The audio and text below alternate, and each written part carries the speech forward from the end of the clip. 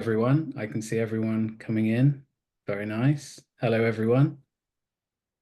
17, 18, perfect.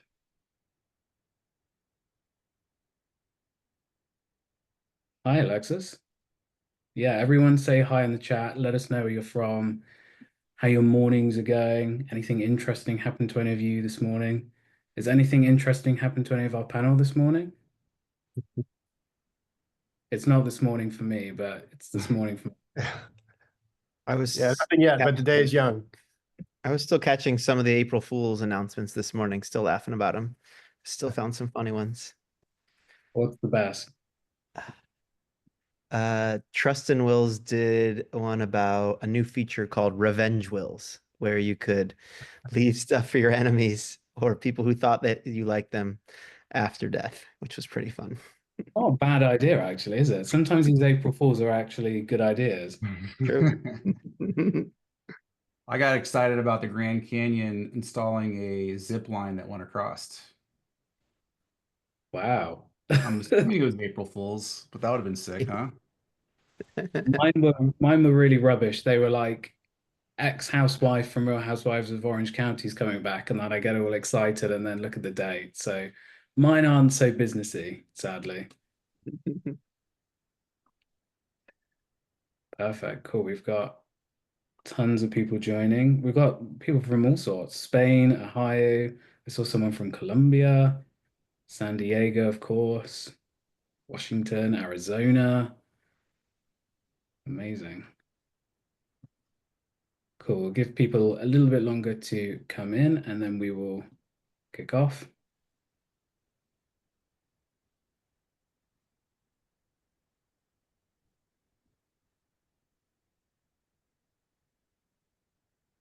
We've also had a mixture of weather from what I can tell. I'm reading snow some places, rain some other places. Vero Beach, Florida. Hi, Jimmy. Perfect. 60 attendees. I'll give everyone just a little bit longer.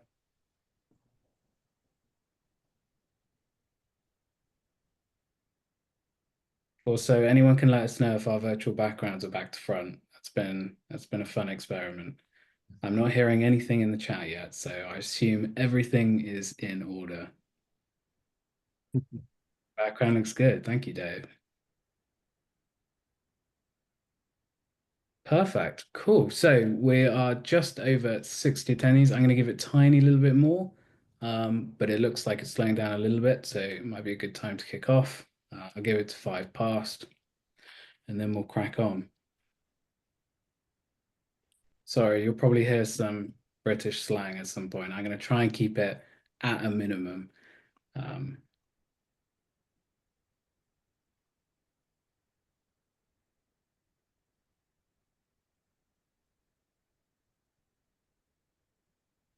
Thank you, Toby. I was doing a test run earlier and I accidentally slid in a few let's have a chin wag, let's get on. So I was like, I'm not quite sure those kind of terms are going to translate well, so I nixed those. Perfect. Numbers are going. I'll kick off at 5 past. Crank on. Yeah, that's a good one.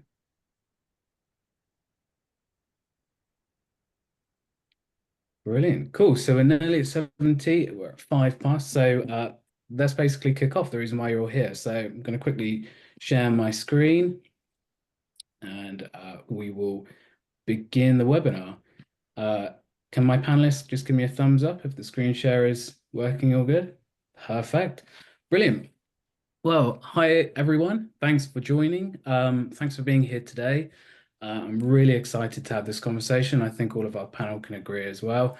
My name, for any of you that don't already know, is Tom Fuller. I'll be your moderator, and I'm also the marketing lead here at Rumi. And just in case you're wondering, Rumi are the host of today's webinar, the reason why we're all here.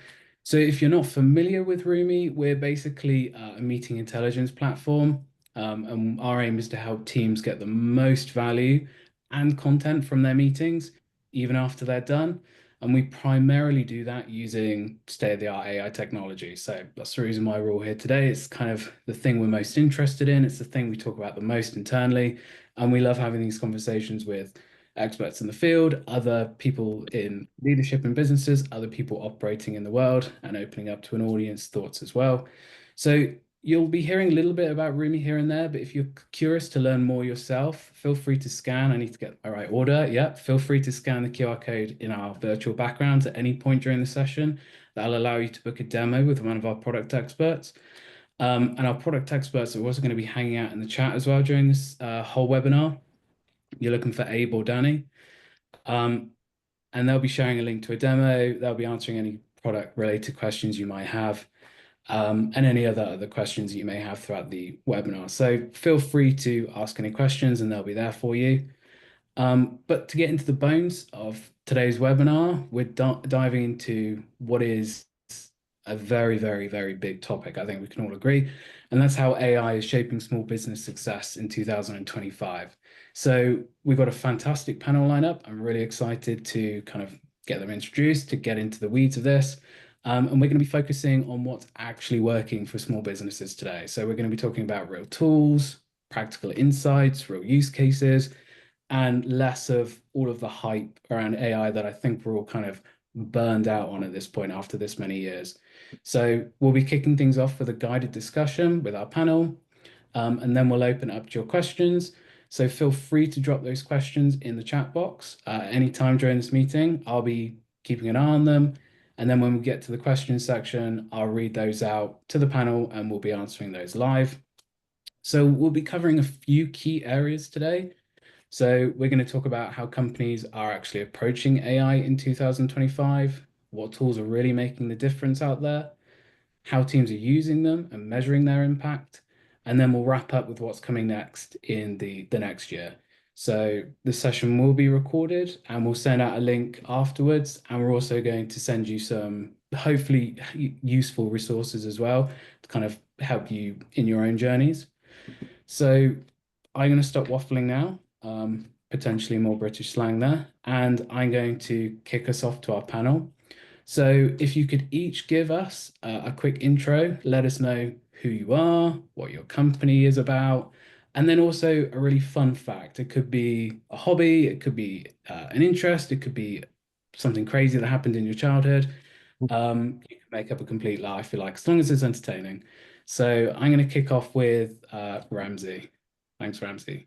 Yeah, thanks, Tom. Hi, everybody. I'm Ramsey. Tom, you did a great job introducing Rumi, but I'm the CEO here, but I've worked in tech a long time. So the fun fact for me is for those who've been around tech for a bit, you may remember a company in the dot-com days called Ask Jeeves. I was an early employee there, and I feel like this has come so full circle. Ask Jeeves was the search engine that you could ask a question and you'd actually get an answer, not list of results. And we had really cool tech that would actually parse the question and try to figure out what answer to give you. But the answer themselves was generated by this gigantic team of humans that literally handpicked every answer. And so it's really exciting that now LLMs do a marvelous job of the answer part. And in so many ways, I feel like I've been working on this problem now for like 25 years and we're still working on it. But yeah, that's my fun fact.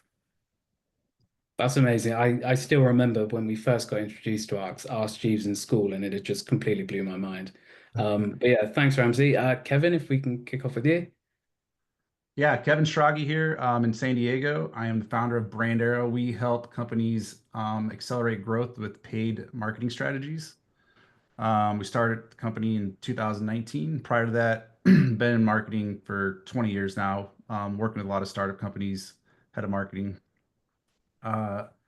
Fun fact for me, I really enjoy hiking. I do a lot of hikes here in SoCal, but my my favorite hike I've ever done was actually Mount Suribachi in Iwo Jima when I was serving in the Marines. There were so many cool nuggets from that. There was the actual mountains, and I also didn't know you were in the Marines. So that's definitely a topic we need to dive in at some point. And then last but not least, yourself, Neal. Hey everyone, Neal Bloom, also here in San Diego. Thanks for having me. I am a co-founder managing partner of Interlock Capital. We are a fund and investment community of all exited tech founders. So we've all built companies and then are bringing our brain power together, only investing in areas where we've kind of been there, done that before. And we invest in early stage startups, tech, software, and hardware. And we invest all over the world, even though we're based in the United States.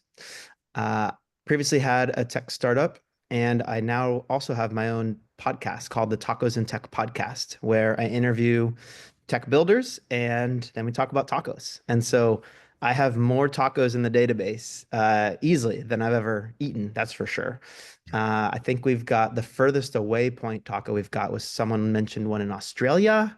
That was their favorite taco spot. I think there was another one mentioned in India, even though largely most people I interview are Southern California based. So a pretty fun database to maintain. And now I've been playing with AI to kind of visualize that database and what are the fun ways that we can take that data and kind of bring it to life. So that's a fun thing to do. Awesome. That is not an AI use case I was expecting us to get today. So that is amazing. Oh, and I'm wearing taco socks. Didn't even realize that. That wasn't even on purpose, but it happens. And that's what you do, I guess. Okay. I love that. Perfect. Well, thank you so much. I learned a lot there. I didn't know. I literally worked with Ramsey and I had no idea he was at Ask Jeeves. So that is definitely going to have to be questioned later. So let's kick into the meat of this then. So thank you for the intros. And let's kind of dive into our first topic on the agenda. So it's 2025, and for a lot of companies, I think everyone in this room can agree, AI isn't just a question anymore. It's definitely, or an if, it's definitely a how. So to kick things off, I've got a question for the panel and also our audience. So for those of you watching, you'll see a quick poll pop up in just a moment. We'd love to know how much of an impact AI is currently having on your team's productivity. Or outcomes, and if you're just a solo person, how that's kind of affecting you personally. Just pick the option that feels closest to where you're at, and we'll be sharing those results soon. And then a question for our panel. So I'd like to talk about your company's current approach to AI. Specifically, is there a clear mandate or budget? And are your teams expected to use it and encouraged to experiment, or kind of where does that stand? And we'll kick off with Ramsey again for this one. Yeah, so at Rumi, we are a small business. So we're around 20 people, and we I think it's fair to say every single person at the company relies on AI every day to do their job. And from coding, we have tools that help us code a lot faster. So we use Cursor and Claude and some tools like that on the development side. Marketing, we generate content. We use Rumi as an AI service, so we are a heavy consumer of the AI tools that we use and generate and provide, and our customers rely on us too. So, but I think we're in a heavily competitive space as a small business, and I feel like if we were not using what's out there, we would fall behind pretty quickly. I can probably think of a lot of different ways where we're doing things 10 times faster than we could do without. So we haven't mandated it, but it's just a natural part of the way we work. And I think before we get into any task, we probably, at least I do, and I think if we asked every employee, they'd agree. The first question is like, okay, what tool can help me do at least the 80 or 90th percentile of this task really quickly? And then I'm going to use my human time just to polish it up or kind of get it to the 100% mark.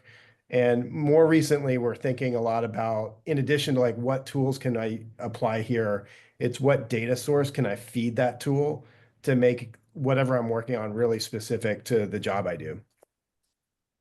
Perfect. And yourself, Kevin?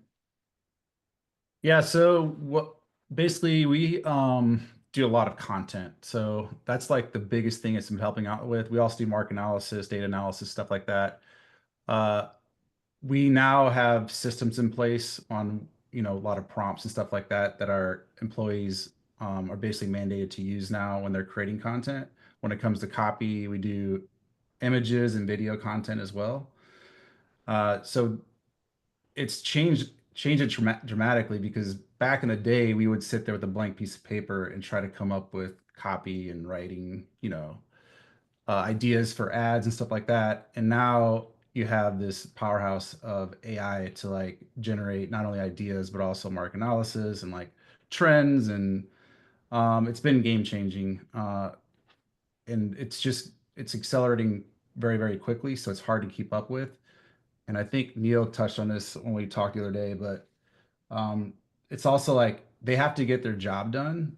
So I don't push them to like go and explore AI too much, because I know I can get in the weeds on it. So I don't want them to like spend all day in the AI tool trying to figure something out. Um, I like to get suggestions on stuff. I spend a lot of time myself to do that and develop systems for them, so they can just follow the systems and not get caught in the weeds. Oh, thanks, Kevin. And Kevin gave you a good segue there, Neal, but what are your thoughts? So within Interlock, we're a small team as well. My partner and I have to learn to be efficient. And so pretty much we've got not necessarily like a budget mandate, but kind of this challenge to bring the best tool to do the job and show it off and say, oh, let's try this. So it's kind of like, we're kind of throwing tools up against each other often. For as an investor, a lot of my job is taking meetings, meeting founders, and really getting to know people, but also having to ingest information, right? And so the meeting tools and note takers have been awesome in that regard, but they can't just be this extra burden. They have to kind of do the job so that I can stay focused on my job, which is getting to know people, whether that and honestly in person, by the way, it changes that drastically. Like I've now done meetings where I sit there and have my laptop open just a crack so that it's recording audio, right? Because otherwise, how else do I have the same kind of meeting I have on Zoom, yet the in-person experience is so different? So I found that kind of interesting, in like having to bring the virtual tools into in-person meetings in that regard. Um, on the in terms of my content creation side, like my own podcast, I've found the ability to not just edit and create, thumbnails really easily, but actually to search transcripts and auto create clips have been a really cool advancement in AI. And where I don't have to go and re-listen to 60 minutes of my talk. It suggests like, hey, here's 6 different clips already made that are 45 seconds built for YouTube, and I can go and edit by the word and be like, you know what, I like one more sentence above, make it, that. And so it's been really, really awesome to not just have a tool that's like an add-on, but actually is like taking some of my work out of it in terms of offering, and I'm just editing as opposed to creating and then having to edit as well too. Mm, perfect. And we'll kind of touch on the specific tools, but just to kind of intro that, I'm quite interested. You've kind of all touched on different things. How are you currently discovering and working out what AI tools you want to use? How do you find these? Are they recommended to you? Do you seek them out yourself? Do you put time into research? What does that look like? And anyone can answer that feels comfortable with that one. It feels like all over. Right now, I have friends and work colleagues constantly sharing and some of that is the image stuff, right? It usually comes in a new Studio Ghibli of us, right? And you're like, oh, whoa, didn't know that that's a new feature. And then there are the Slack channels where people within a company are just, dropping like, hey, have you seen this? Hey, have you seen this? Hey, have you seen this? You also have to ask, like, have you actually tried it, or did you just see some cool demo on Twitter, right? Uh, and then Twitter is the other place where it's just every third tweet is just check out this new feature and then a thread of why it's the best thing ever. So it's kind of everywhere you look. It's almost like you have to turn it off and just sometimes do the work, because you could spend 24 hours a day exploring and trying new tools. That's for sure. That's how I feel, at least. Mm. Ramsey or Kevin, do you have any thoughts? Yeah, I mean the same thing. We have Slack channels, some groups that I'm in, some marketing groups and stuff, and people are sharing stuff all the time. Twitter is dangerous right now. It probably knows that I'm really interested in AI, so everything is just AI new tools. I feel like I'm so far behind because I see what everybody's doing with all these new tools now. But it is dangerous because you can get the shiny object syndrome, right? The job still needs to be done. So you could spend all day playing with a new tool that might not even get you where you need to go, and then you're kind of back to square one.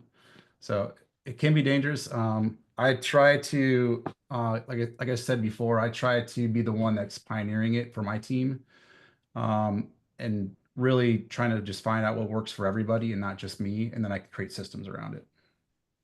Yeah. Perfect. I think the same for us, Tom, at Rumi. Um, we probably, depending on your role, you probably have your go-to um, LLM that you go to every day. I use Grok for like just question and answer because I just felt like in the early days it was more succinct than I was getting out of Chat GPT. Sometimes we'll turn off and on the premium versions just to see if we're missing out on something. But it really feels like to me, if you wait a month, whatever you were getting from premium, someone's going to give you for free. So I think we're kind of careful about like buying things because sometimes you get it for free a little while later. Um, and I would say, yeah, we share the best of that we find in Slack, and I think that gives a pretty good filter. Somebody's tried it on their weekend or something, and so the rest of us won't try it unless there's kind of a word of mouth endorsement from somebody that we trust. Um, it's definitely the early frothy days, and so it's really hard to know within any category which one to really spend your time on. I think that's one of the biggest challenges that we have as an industry right now. Let me just add one more thing. I kind of within our portfolio of companies, we're constantly getting asked by individual teams, hey, what are you seeing across the portfolio that other teams are working? So we're now setting up roundtables to have, teams of startups sit and meet and talk and just share, whether it's the CTOs saying, hey, I want to learn about, AI specifically for the code base and writing like that. So that's something we're seeing is just like we should just have these roundtables and share. Mm. That's interesting. Do you ever have anyone requesting any absolutely wild AI you've never heard of before, Neal, in these roundtables? Let me think about that. Yeah, I definitely am seeing new tools come up from that for sure. Yeah. It's moving quite quickly. Or maybe even like an existing tool, but a new use case that hadn't thought about using that tool for that as well. Mm. Maybe pair it with another tool. It's amazing how quickly evolving it is. But yeah, we're going to get into the actual tools our panel are using in a second. I just wanted to take a quick second to thank everyone for doing the poll. We essentially nearly everyone did it, so that's amazing. And it seems there are some clear winners in the answers. So it seems like the bulk of you are currently using AI regularly, and the value is hard to quantify. And the rest of you are essentially still experimenting and trying out tools. But I guess that makes complete sense why we're all here today. So thank you so much. There is going to be another poll coming up, and then after that point, I promise I'm not going to poll you anymore. So let's kick off into the next topic then. So we've heard a little bit about how you guys are thinking about AI, and I just want to get a little bit more specific in the tools now. So primarily, let's talk about which AI tools you're using right now, and which ones have had the biggest impact for you, and on what teams within your company, marketing, sales, etc. And if you can share a real use case of one of these tools and how it's working for you, how you measure the benefits, if at all. And also for those of you watching, we have another poll, my last one, I promise. So we'd love to hear from you too on this one. If you can just let us know what type of AI tools you're using as well. And again, we'll read out the results. So Kevin, let's start with you. If you're able to let us know kind of what AI tools you're using and how you're using them. Yeah, I'll start with a shameless plug on Rumi right now. We are using Rumi. What I love about Rumi versus other AI note takers is they're doing more than just like doing summaries on meetings. And I see the value there is more long term, where we're recording everything and now we're creating these knowledge bases with all the meetings that we're recording. And they're doing a lot of cool things that's now allowing us to take action from meetings and not just have this summary of a meeting. So definitely using Rumi. We do a lot of content creation. So our favorite one right now is Claude. We use ChatGPT and Grok and all the other ones too. We've been starting to use video creation tools, ArcAds and HeyGen. Some incredible tools now that I think one of the things that's moving really, really quickly right now is video creation. I'm sure you've all seen it now, like you're doing UGC ads. Now you can create your own twin. I haven't tried that yet. I just think it's a little dangerous to have my twin out there. And it's pretty realistic. I mean, obviously, if you have an eye for it, you'll notice that it is AI, but end of this year, you're not going to be able to notice the difference. It makes it, it's great for us because now that we can create content, which, you'd had to write a script, record video, there's a long process there. We could literally have something, a script written and a video created in, in minutes now. It's going to be interesting how that affects the content game. Um, it's hard to keep up with.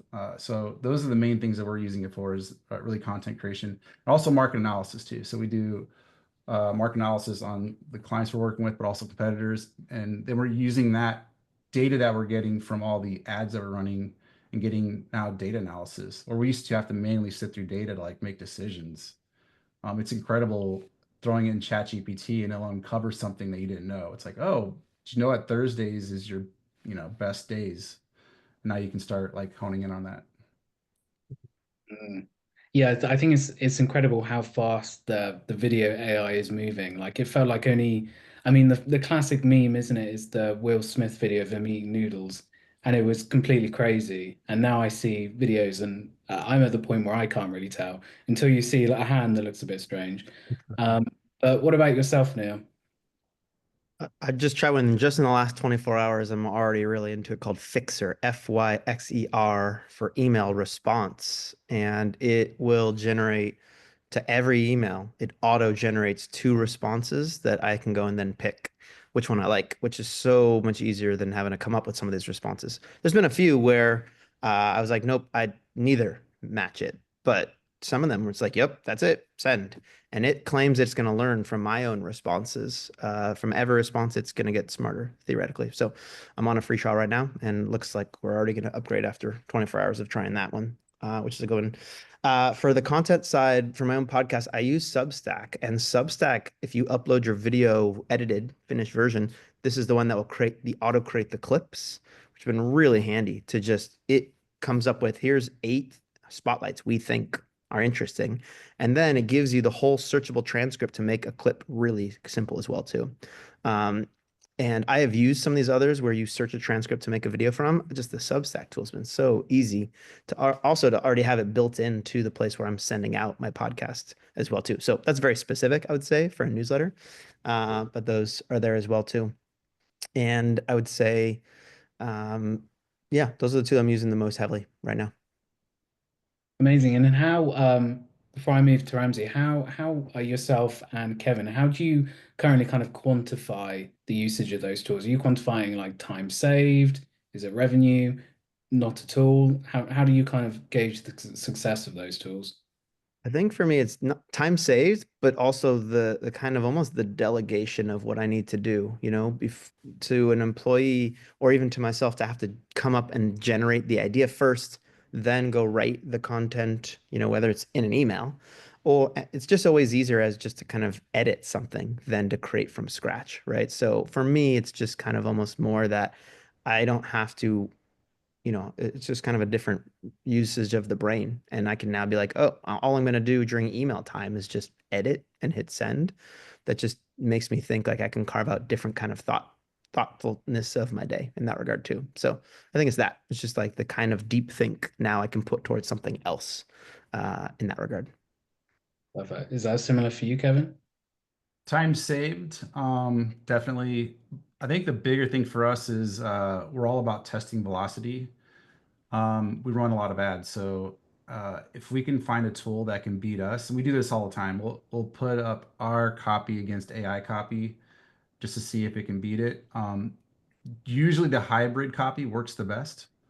Usually AI's copy isn't great yet, but it's getting there. And then also content too. So we'll do a manually created video where we're editing it ourselves, and obviously using AI in the background to like do some of the work, and then using AI generated videos. We get instant feedback within 24 hours. We can find out if AI is beating us. Typically, it's the hybrid approach. It's a combination of AI and us, going in there manipulating things. Brilliant. Okay, perfect. And I went a little bit off track, but if you can also let us know, Ramsey, your current AI tools. Yeah, so to put this in context, we're using it all over the place. And I mentioned on the coding side, we're using Cursor and Super Maven and Claude to write code faster. Marketing, we're using a lot of the kind of deep research tools like Gemini Deep Research and that sort of thing to automate a lot of the type of work we would have hired an intern to do or we would have put on Upwork. It does, I would say like 95% of the job almost instantly. So I definitely feel like that's a better and faster result. Sales is probably where we're getting the biggest quantifiable gains by using AI. I've been in sales now for 10 years, and what worked 3 years ago does not work at all these days. There's so much noise. And if you think about, if you break down a sales process into kind of doing your research and outreach and prospecting, then your actual meeting with customers, and then all the follow-ups and keeping CRMs and people up to date on deals. Um, the highest value thing a human can do is the time spent with customers. And I would say in the old days, maybe we were spending 20 to 30% of our time on that. And almost 70% of the time was the admin, which is like the preparation, the research, and the follow-ups. The tools that we're using right now, there are really amazing tools like Clay out there that will automate and customize your outreach. We're actually finding that some of the off-the-shelf LLMs can do a lot of that work if you want to put a little bit of time in and say, here's who I want to go after. Now go find 10 companies that match this profile and tell me who is relevant at those companies. And you can even say further, you now know what we do. What would be an interesting angle to outreach using? So that the time spent on that would have taken easily a day and a day and a half out of a person's week. And that goes down to almost a couple of hours. And again, the human, high value human time can be spent just polishing and perfecting that and making it like really personalized. Um, the actual sales process, customer time, I would say we've increased to like 70% efficiency, where we're able to spend our humans working on relationships, progressing deals, thinking strategically about how to move things forward. And then in order, what we want ideally, and I think what most sales teams want, is your sales team to be packed back-to-back meetings. And that's a challenge in its own self. And that's actually how we use our own tools. If I have a meeting coming up in 5 minutes, I'll be like, oh my gosh, I'm meeting with Kevin. Where did we leave off? And I'll ask meeting memory, like, what did we talk about last time? What should we talk about next time? What's the biggest risk or the thing that we need to accomplish right now to move this forward? And I don't even go, we have Salesforce, but I don't even go there. I just ask quickly, like, what do I need to do right now? And I get an answer. And then as soon as it's over, I'll ask Rumi to write a follow-up email to everybody there, but make it specific to that person, not one generic email to everybody. I'll say, that Kevin, for example, is the founder. Give me a founder specific email, make it short. And again, I spend a little bit of time on the intro so I can put my human touch on that.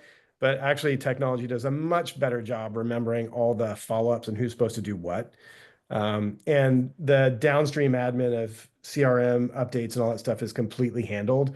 And that used to be the bane of my existence as a sales leader, just asking everybody, did you put next steps in? Did you put all the contact roles in? That, thank God, is like, I think almost solved. Amazing. I can hear quite a through line here, which is that AI still requires a good amount of human intervention, to Kevin's point, where he's comparing ads against human created, AI creative, and to Ramsey's point as well. Where do you all kind of balance the line between human invention to get the most out of AI, possibly ending up spending more time than they would have if they did the job themselves? Like, do you find yourself researching AI longer than it would have taken, for example, to write an email? Is this not an issue at all? Where does that kind of stand with you guys? I mean, I think we're pretty locked into the tools that do the job for the moment. So I think unless something's not working or we hear about something that's dramatically better, I think we're good with what we have. And maybe we need to come up with a process where every quarter or half year, we kick the tires and see what else is out there. But I think once you've found something that really works for you, it's better time spent dialing it in and I think one of the things that's coming up is these tools get to know you over time. So when you switch, there's a cost. You go backwards. And I think as it gets to know me, who I am, what my job is, it's going to get better. And so there's not as much benefit to going and just picking the latest and greatest tool out there. Mm. How important it is, and this is open to the whole panel. How important is the aspect of memory in these tools for you guys? Because memory within AI is quite a recent thing. Are you utilizing that? Is it important? Is it not? Certainly. I mean, if you're using the LLMs, you can create projects, and instead of having to retrain it on, like if we're working with a certain client, we don't have to retrain that LLM to like know what we're talking about, and it gives you way better results. So compartmentalizing things and having the memory to back it up helps out tremendously. Um, and to Ramsey's point too, like what I try to do is I try to treat the AI stuff as a side hustle right now. So, and I want to make sure Neal gets credit for this, but you just got to get the job done. So you can't spend all day searching for AI stuff and go down get the shiny object syndrome. So what I've been doing myself is trying to like do that as a kind of a side hustle to like, after hours on the weekends when I got some time to like research stuff. So that way we're still getting the job done, but we're still also trying to stay, at the forefront of all this. Thank Yeah, yourself. feels even, there's this entrepreneur dilemma, and maybe it's a manager dilemma, like do or delegate. Like or sometimes you're always just thinking, this has got to get done. Is it easier to train and teach someone to do it versus do it myself? And that's kind of the same time as you feel that way with AI a little bit too, right? It's like, do I have the time to go and perfect the prompt? Do I have the time and like give it some memory to remember that kind of stuff too? Where it's like, oh, I gotta get done, just gotta get done. But other times you do. You're like, no, this would be great to train myself, to train it, to train the skill, right? So yeah, I find myself thinking about that a lot versus if I was training someone. By the way, I'm training an executive assistant right now in the same way, where she is constantly coming to me being like, hey, here's this tool. She found Fixer. I don't know if I need to be answering all these emails. Maybe I just need to be making sure that the emails are getting answered, and you know how to use the tool properly. So she's training me on the tool as well too. So anyway, it's a lot of that is where I think about how and when to use the tool versus get the job done in that regard. Amazing. Thank you. Does anyone have anything to add before I read out the second poll results? I just, No? I mean, it's a bit of a plug, but I mean, what we're really excited about is a lot of these tools, including Rumi, meeting memory, they passively become more and more aware of what you do, what you need to do, who you are, what you ought to know. And I think the future of these tools is I think a lot of these tools are prompt based, so it's like come ask a question, you'll get an answer. But a lot of us are really busy and like you don't have a lot of time to just think, what should I be asking these tools right now? So once these tools get to know you, I think the next step is they need to predict what you should be asking or what you may not even know to ask. In a way, this is coming back to my search days, like this is where Google evolved to. You could ask it any question, you get an answer, but over time they started thinking like, well, we know what you're going to ask, so let's help you before you even search or before you have to scroll through pages of results. Let's make your job easier. So I think when we think about memory, it's also about predicting the needs and like surfacing things that I may not even think to ask. Mm, perfect. Brilliant. So this segues quite nicely into the results for the latest poll. So thanks everyone for doing the poll. And remember, if you have any specific questions you want me to read out, please drop them in the chat. I can see Danny and Abe are helping with a few. So thank you, Danny and Abe. So yeah, the results are quite interesting. So large majority of our audience are currently using free LLMs. I'm getting tangled today. So that's ChatGPT, Grok. A smaller majority are using paid versions of those LLMs. So I've got a question for that one. The second largest majority are using AI note takers or meeting assistants, which is very good for us. And then a smaller majority are using AI features built into existing tools as well, so Microsoft Suite tools. And the smallest amount, which is quite interesting, is AI image and video generation used for work. I think that's very interesting. It feels like myself personally in marketing, I haven't actually started generating any images yet. I've played with it and I still don't really think it's there, but I'm interested to see that percentage is even as high as it is. So off the back of that poll, I'm quite interested to hear from our panel what their views on the free versions of some of these LLMs, so the free version of ChatGPT versus the premium models. Are you using free? Are you using premium? If it's premium, do you expect to see a return on investment? Kind of how are you tangling that? Do you even notice a difference between the freemium and the premium versions? And I'll kick off with Neal on that one, if that's okay, Neal. Sure. Yeah, I would say one example is the deep research aspect with GPT, which first required you to have the premium $200 a month one. And it found my partner and I, one of us was using it, one of us wasn't. And by the time the other partner got around to using it, it had already been kicked down to the $20 a month option, right? And then we both wanted to use the tool and are using the tool extensively for kind of writing like retrospectives about investments or something like that. So that's been interesting. And that was mentioned before of just like these features coming down quickly, right? In that regard as well too. Same with image generation. I've found GPT's image generation not good and always had to go to Mid-Journey. And then boom, last week, now there's just this feeding frenzy with new image generation that was there for everyone. So it's tough because I think you want a specific feature and I'm willing to put down the money, especially if they're will and try things. So I'm not afraid of free trials. I'm not afraid of putting down credit cards and try things whatsoever. You just have to kind of know maybe that's gonna change and hopefully for the better. Like you're gonna get more features. Usually when a feature gets knocked down, it's usually because they're bringing even a more premium feature to that level. It's not that they're kind of tricking you. So I've found it's more that, oh, we actually 10x'd what deep research was. So we feel like we should give it for $20 instead of 200. So yeah, so far I've been very interested, very happy to put down the credit card and try new things because stuff is coming so fast. Mm. And yourself, Kevin? Yeah, I mean, we have the paid version of ChatGPT and Claude. Um, and I think I have Grok Premium. I think everybody has Grok now. I haven't paid for my team to have these paid plans. It's kind of what Neal was saying too. It's like I see some advantage as far as like getting the latest features.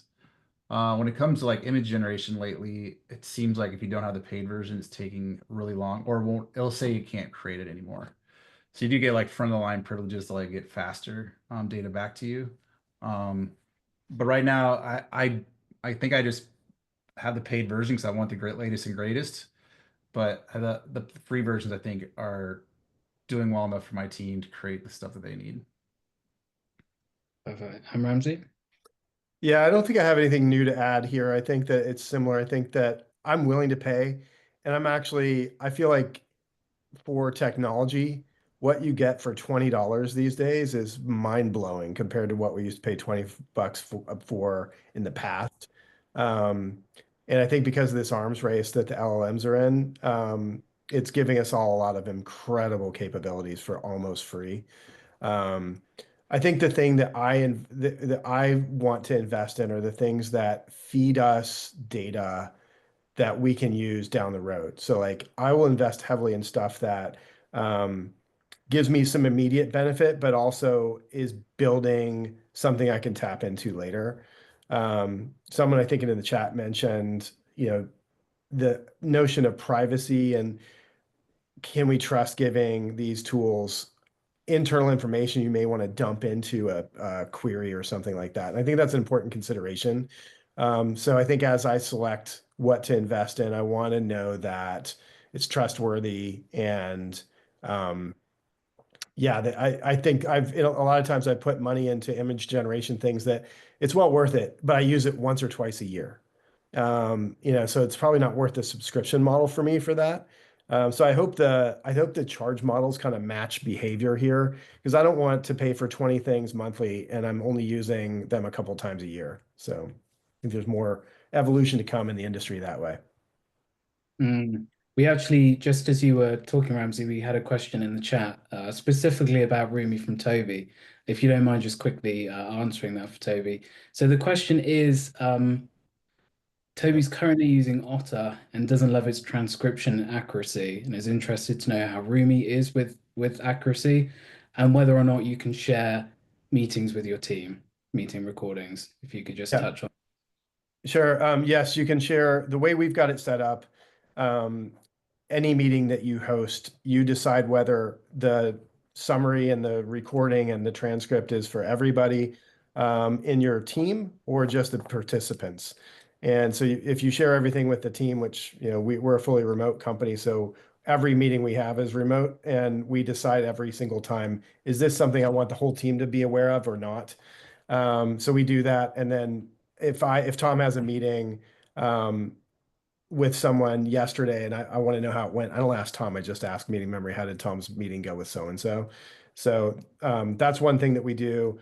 In terms of transcription accuracy, just to be clear, there's a difference between transcription, which is just a word for word, and then like the summaries that I think a lot of people associate with note takers. Obviously, I think our summaries are pretty good. I think our customers think they're good. The transcription, I think most people, the word for word capture, we're using the best technology out there, and it's pretty good at even handling people's accents.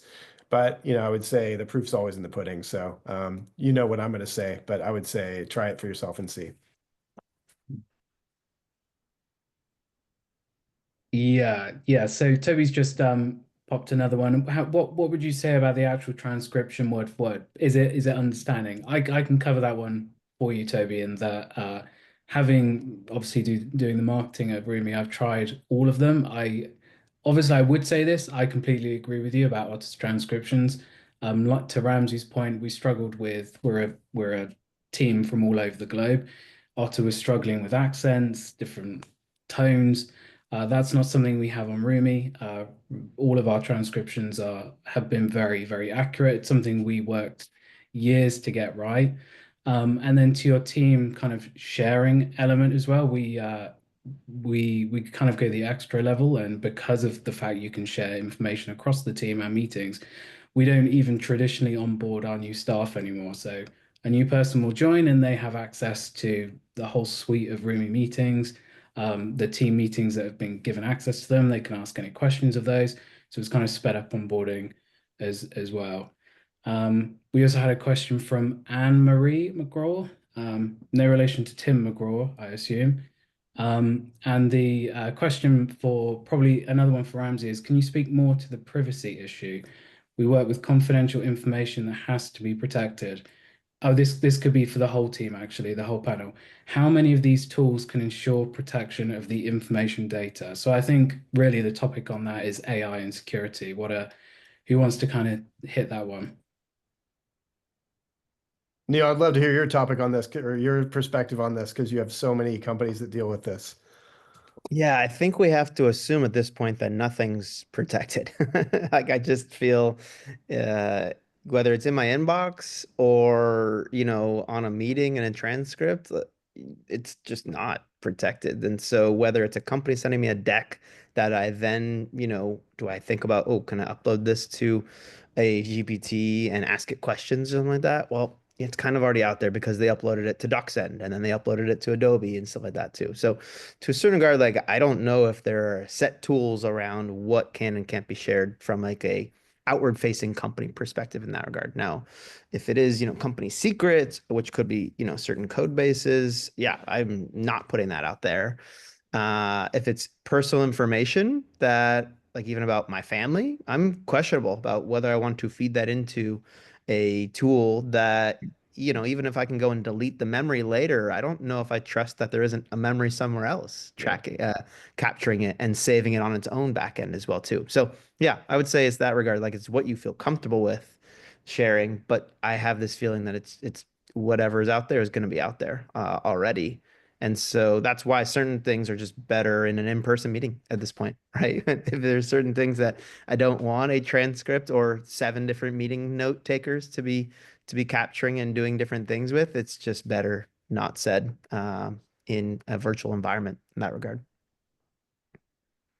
Perfect. Kevin or Ramsey, do you have anything to add before I move on? I mean, I'll just say from the provider, we are a service that is trusted with customer data. And I would say one of the challenges with note takers is the dilemma of you have 3 people in a meeting, somebody leaves, there's a discussion after the fact. about the person who left, and it's on the record and everybody gets the summary. That's happened a million times. And we have a solution for it, but it's not human proof. But our solution for it is we have an off the record button. You can pause at any point. We're not capturing anything at that point. And we also give you the choice every time you meet on Rumi, if you're using us as the meeting platform, to not record anything. But it's, like I said, it's not human proof. So it's very easy to forget to hit that pause button and something gets on the record. There's parts of the world where we were just working with a customer in Brazil. They don't have any meetings, and I don't know if anyone here is from Brazil, but note takers are nowhere in terms of penetration in Brazil. It's just seemed like it's like very, very rare that anyone would be comfortable even having an internal meeting with a note taker. So I think depending on the part of the world, there's different levels of comfort. I think here in the US, especially in California, I feel like every meeting I join has like more note takers than it has people on it. So I think I'm just kind of used to everything I'm saying being on the record, so I act accordingly. Um, but for sure, if you're using any AI tool, I think it's definitely worth reading their privacy policy, understanding are they doing everything they can possibly do to protect and safeguard your data. So yeah, you have to read the fine print carefully and make sure they have certifications and all that stuff. But Brilliant. Thanks, Ramsey. So remarkably, we only have 8 minutes left. I'm not quite sure how that happened. So I'm just going to segue us to our closing topic now. So looking ahead, I'm really interested to know what you guys feel is different about AI in 2025 and what major trends or themes or directions it could be shaping up in the next year. And I'm going to bat that one back to Ramsey to kick us off. so I think this year, I think a lot of people have said this is going to be the year of memory. And so we've seen that pop into all of our free chat GPT type tools. I think that's definitely a thing. Um, what we're starting to think about again is don't make me prompt for the answer. You know enough about me now to know what I care about. Give me the information I want at the right time in the right format in the right channel. And that's a big challenge, is to figure out like when should I tell someone what they need to know, and how do they want it in a Slack message? Do they want it by email? Do they want a pop-up notification in some sort of an app? So I think that's a big challenge that will start being addressed this year. And then maybe the last part, and I think I saw a question about this. I'm sorry, I haven't been able to read and talk at the same time, but integrating multiple different data sources into one. I think there's a question about, is there going to be an all-in-one AI that just ingests everything? I think that we have 1,000,001 AI tools that don't talk to each other. And so I imagine we're going to see a lot of these tools talking to each other more frequently. And again, it's going to come down to like, what information do you want to preserve and you trust to merge together? For us, I think agent is also a big topic. My perspective on agent is until LLMs stop hallucinating, agents are really dangerous. So anytime we're going to do an action on behalf of someone, we always say, here's what we think you want us to do next. Yes or no? And is the information right? If we're going to update a CRM, we always say, here's what I'm going to put in your CRM. Does this look right? Click to accept. But giving an agent free will to schedule meetings for me and like send people information I haven't looked at, I'm not comfortable with that. Yeah. And yourself, Kevin, in regards to the next year? Yeah, I mean, kind of what Ramsey was saying, somebody asked us about all-in-one tool. I think one of the big things that will probably come out this year is right now you have to do, like we talk about, everybody's doing all this work to see if something actually improves, like a process or whatever. I think a big thing that'll start showing up is tools that do the job that you need it to do, and it just does it. You don't have to like train it and do all this extra work to make it work. There's already some stuff out there that's doing that, but uh, that's a big thing for us, is like it's cool that you can do all these things, but sometimes you have to create these complicated processes. And like what Ramsey was saying with agents too, like you can't just like let it run free. You kind of have to have these interventions. Again, with all the stuff that we do, it's a lot of it's hybrid. The other piece that I think is going to be just because what we do a lot of this is the content creation. I think by the end of the year, these content creation tools are going to be to the point where, like Tom, you said, I think you said you don't really use it too much for images. I think it's gonna be the point where it's gonna be hard to distinguish if this was created by AI or a graphic designer, and even video too. So those are the two. That the content creation one is the one that I'm really, really looking hopeful for the end of the year to see where it takes us, because I think it's gonna be pretty crazy what's gonna be able to do. Mm.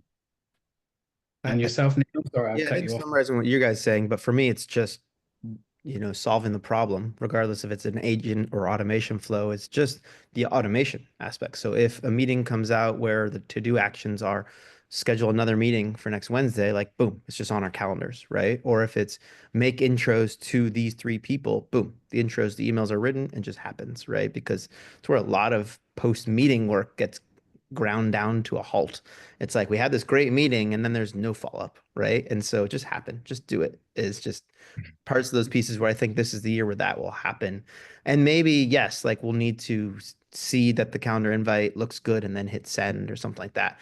But the training and learning, the memory part, will get there. And then just we'll be like, yep, I'm okay with you doing it.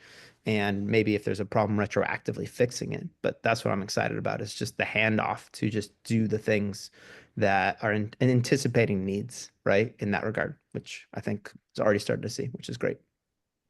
Brilliant. Thank you, Neil. So before I wrap up, we've got a couple of minutes left. Is there anything from any of the topics we've discussed or any topic we may not have discussed that you guys, the panel, want to just bring up? Is there anything left off the table? For me, one, like I was really intrigued by what Ramsey was talking about with the CRM automation flow, like updating CRM pieces, like, whoa, like super into that. The other part I didn't necessarily talk about is ideation flow. And so I help mentor at a local startup incubator where every week we run this new ideation bootcamp. Ideas on the board where we use a GPT as a co-pilot to take an idea all the way through physical sales in 4 hours. And so we use GPT to pretend to be the customer. So it's like, give us 10 personas of someone who has the most pain in this problem area. It shoots it up. All right, ask them what are the three most questions I need to ask them to understand their pain. And then we go right into Cursor or V0 or these others and be like, create one sentence prompt, create the tool that solves that problem, right? And within, literally an hour or two, we are testing that in front of people we think who has that problem. And that part's been really fun of just using and testing new tools from ideation to, solving a pain point as a problem. And so that's interesting to me in that regard of just using these AI tools for that area as well. Brilliant. And Ramsey and Kevin, any final thoughts? I'd just say you've probably heard a lot about Rumi today. We brought together this panel because we brought together the smartest people that we know that are really knowledgeable about this. And I would just say, marketing wise, Kevin and his team do amazing work. They were super rapid on figuring out what messages are going to resonate. And I definitely recommended checking that out. And Neal's doing such amazing work within the startup community in San Diego, but I think you also do some virtual stuff too. I definitely highly recommend all of you, if you liked what you heard, reaching out to all of us as a resource to you. Perfect. Thank you. And thank you, Anne, as well. Not related to Tim McGraw, but thank you anyway. Well, thank you so much, everyone. A huge thank you to our panel and also to all of the audience. Thank you for everyone that spoke to us in the chat and answered the poll. I think we've covered quite a lot today. We've covered how companies are using AI, some of the tools they're using, how they're using them, if they're working.